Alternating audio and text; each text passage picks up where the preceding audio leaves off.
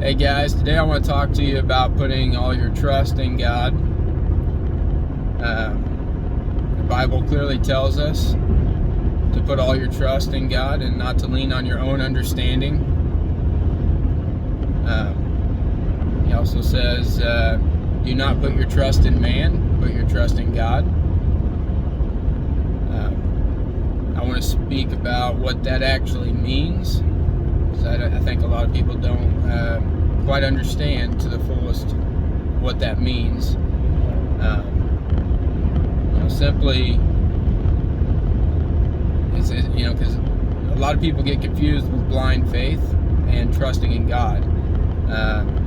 His Word, which is the Bible, is what He tells us, and that's what we put all our trust in. Is His Word in the Bible, what He tells us. So in order to know God, in order to trust God, you have to first know God. You have to understand.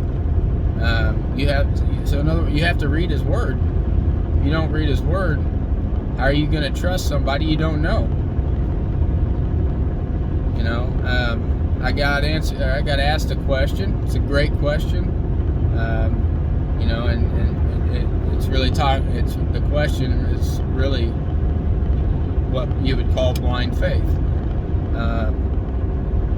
Somebody asked me, said, well, Zach, if you're bleeding out, do you go to the hospital or do you just trust in God?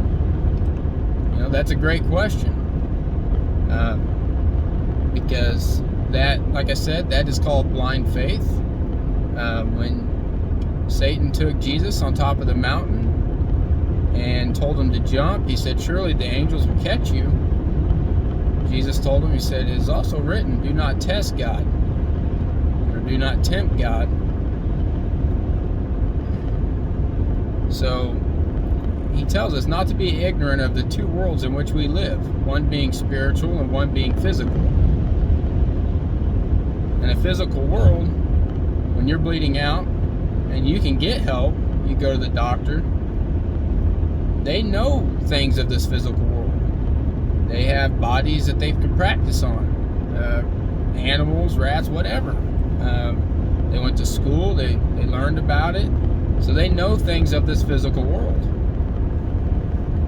So if you're laying there bleeding out and you refuse to go get help, instead you just say, Lord, heal me, well, you're testing God. If help's available, He's provided that help for you. You do need to go get help. Now, if it's a spiritual problem, well, then only the Lord can help. And we have to recognize the difference. But not only is the Lord the only one that can help a spiritual problem, but the person has to be willing to let the Lord help.